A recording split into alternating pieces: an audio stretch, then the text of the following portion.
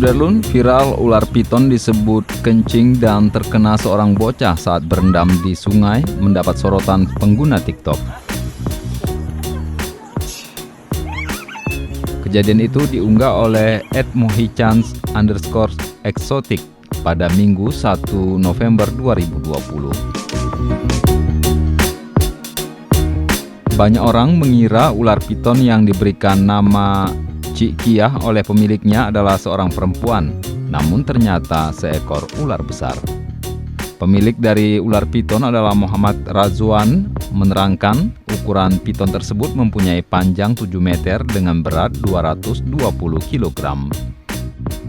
Redzuan memiliki hobi memelihara reptil dan semua hewan peliharaannya ditempatkan pada sebuah rumah kontrak yang khusus memelihara peliharaannya.